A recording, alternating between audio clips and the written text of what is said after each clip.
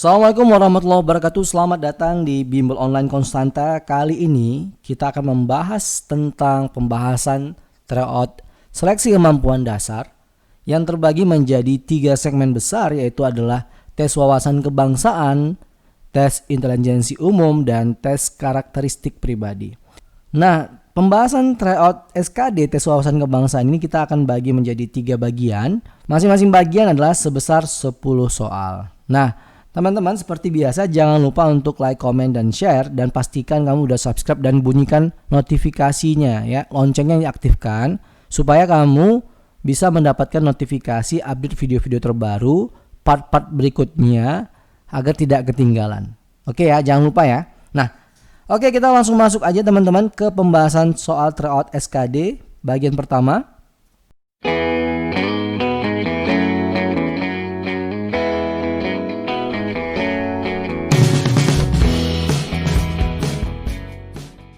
Jika teman-teman suka dengan video ini, bantu kami untuk membangun channel ini dengan cara like, share, comment, and subscribe.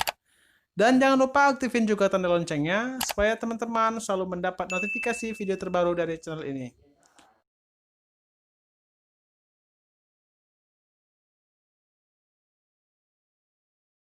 Soal nomor 1, Pancasila digunakan sebagai petunjuk atau pedoman berbangsa dan bernegara, merupakan peranan Pancasila sebagai, ada yang tahu? Ideologi negara, nilai, pandangan hidup, landasan dasar, atau tata cara? Iya, bukan ideologi negara ya.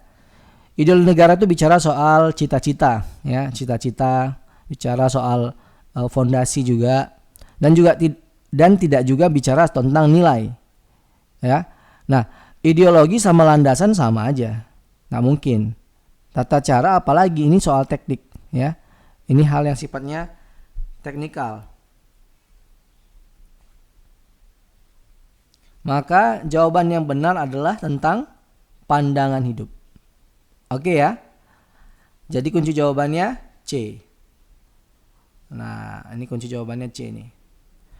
Soal nomor 2, Pancasila sebagai jiwa kepribadian bangsa, maksudnya apa nih? Ya, ada yang tahu kira-kira?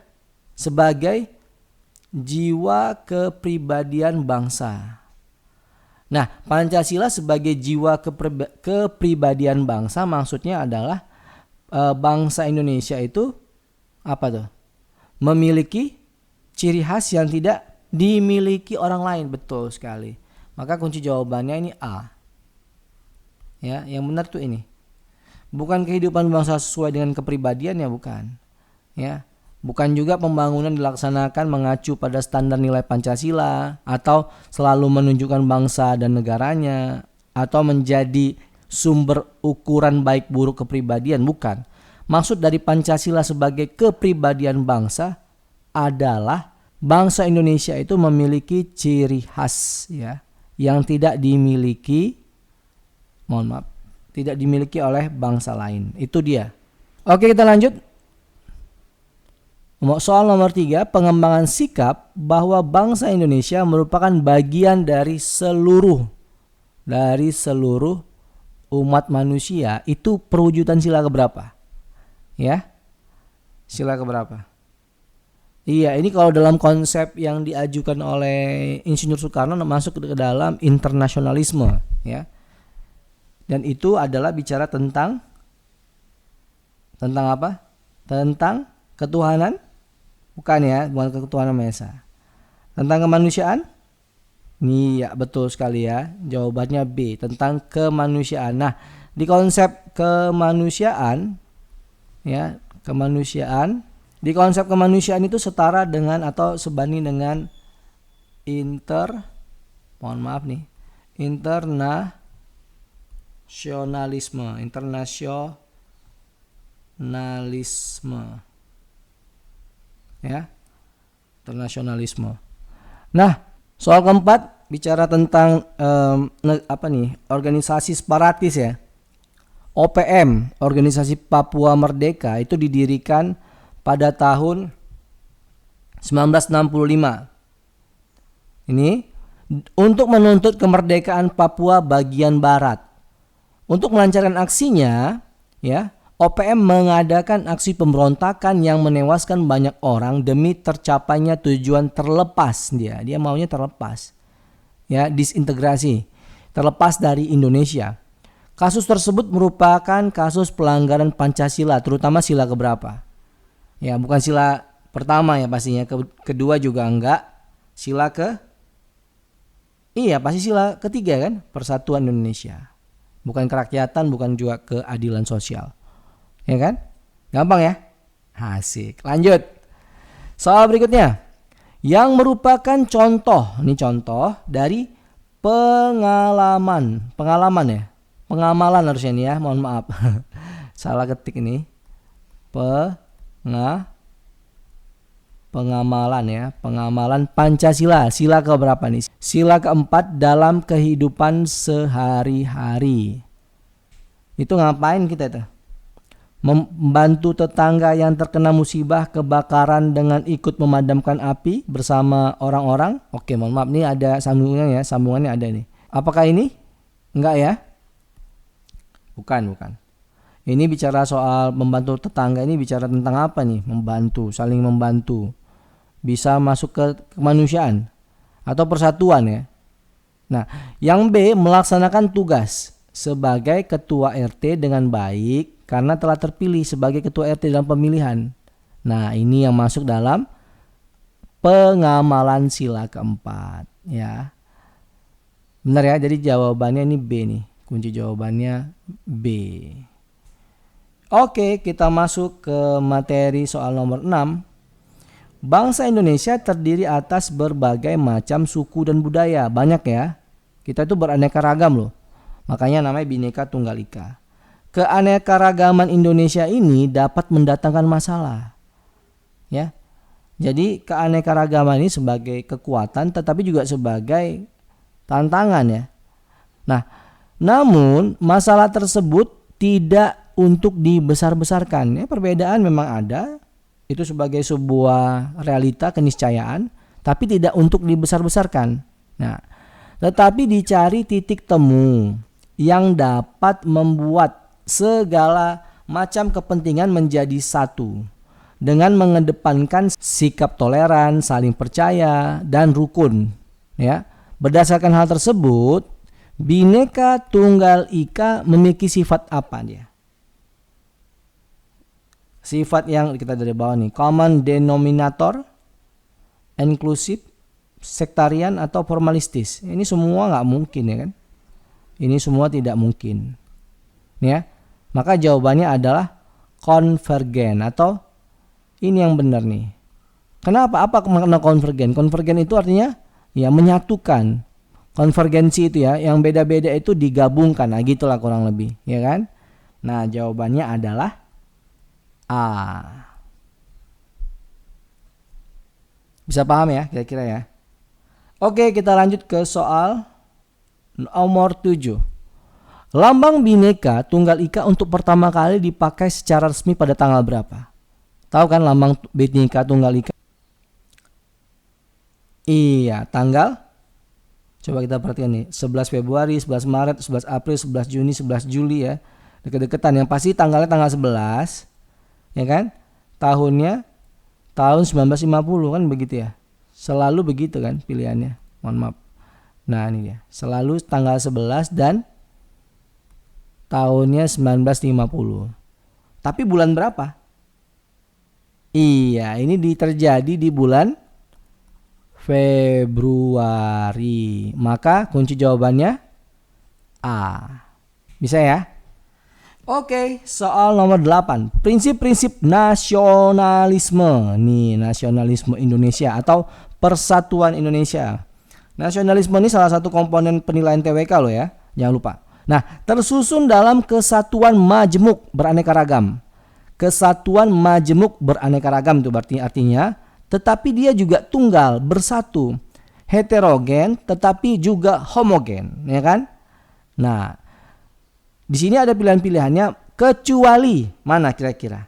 A. Kesatuan sejarah, B. Kesatuan cita-cita, C. Kesatuan nasib, D. Kesatuan budaya, E. Kesatuan asas kerohanian. Ini prinsip-prinsip nasionalisme nih. Iya ya, ini kalau kita lihat kesatuan sejarah kita berbeda-beda tapi emang kita menyatu, betul. Kesatuan cita-cita juga sebenarnya ya. Kesatuan nasib malah ini sebagai landasan kenapa kita mau bersatu ya. Kesatuan nasib itu kita terjajah ya kan, dan segala macamnya. Kesatuan budaya kita juga emang berbeda-beda tapi juga menyatu. Yang nggak bisa ini kesatuan kerohanian ya. Ya. Memang dia berbeda-beda tapi nggak boleh satu. Kalau satu nanti namanya jadi sinkretis.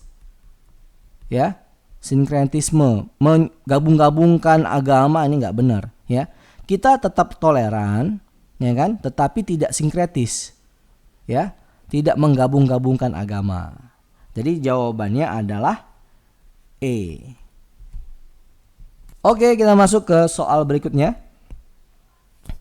Keanekaragaman suku bangsa dalam negara hendaknya diarahkan untuk apa nih?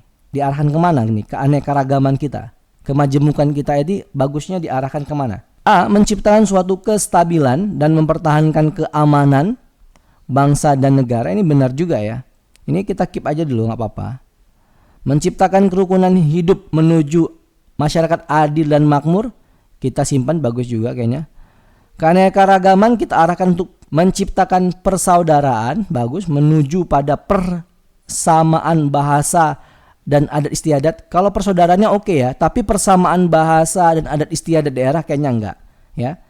Biarkan aja tetap berbeda, nggak perlu dipersamakan, ya kan? Yang dia menjaga kelestarian oke, bagus, tapi itu bukan tujuan ya, bukan yang untuk diarahkan, itu memang kebutuhannya. Menciptakan kestabilan untuk memperkuat kepentingan nasional. Ya bagus juga. Dari pilihan A, B sama E kita tahu bahwa pilihan A sama B, pilihan A dan E ini sama. Ya, kan nggak mungkin kunci jawabannya sama kan? Iya, karena memang keanekaragaman suku bangsa dan dalam negara kita itu arahnya itu adalah menciptakan masyarakat adil dan makmur sesuai dengan preambule atau mukadimah dari Undang-Undang Dasar kita. Dan nomor 9 ini jawabannya adalah B. Gampang kan? Oke, nomor 10. Oke, kita coba bahas soal nomor 10 ya. Kalau nomor 10 ini kita bisa analisa sebenarnya mana lembaga negara yang baru setelah amandemen Undang-Undang Dasar 1945. Kalau kita perhatikan di sini, lembaga-lembaga yang baru itu yang mana sih sebenarnya? Ya, DPD ini baru. Dulu sebenarnya ada utusan golongan gitu-gitu ya. Tapi namanya bukan Dewan Perwakilan Daerah. Nah, DPD ini bersama DPR nanti jadi namanya MPR. MPR udah lama ya, MPR. MPR itu udah lama. Tetapi komponen pembentuk MPR itu berubah. Nggak cuma DPR, tapi juga ada DPD. Kalau dulu ada utusan golongan, ada bla bla bla dan segala macam. Nah, sekarang namanya DPD. Ini baru ini. Mahkamah Konstitusi apalagi ini baru banget ya. Dia mendampingi MA ini dia. KPU, tadi kita sempat bahas-bahas ya, ini juga baru ini. Yang nggak baru itu cuma 2, DPR sama BPK. Makanya kalau ditanya kecuali ya jawabannya A atau B ya. Makanya ini kunci jawabannya nih, kalau nggak A ya B ya. Ini kayak salah soal lah gitu, sebut aja begitu. Yang pasti lembaga negara yang namanya DPR sama BPK ya, ini sudah ada jauh sebelum amandemen pertama maupun kedua, ketiga, dan keempat. Jadi jawabannya kalau nggak A ya B. Nanti yang jawab A atau B kita benerin aja ya. Kita kasih nilai sama-sama 5 gitu ya. Oke, saya rasa cukup sekian dulu ya di bagian ke part pertama ini. Nanti kita lanjut lagi di video part kedua. Oke, jangan lupa kalau ada mau tanya-tanya atau komentar ketik aja langsung di kolom komentar di bawah ini. Oke ya, terima kasih banyak. Assalamualaikum warahmatullahi wabarakatuh.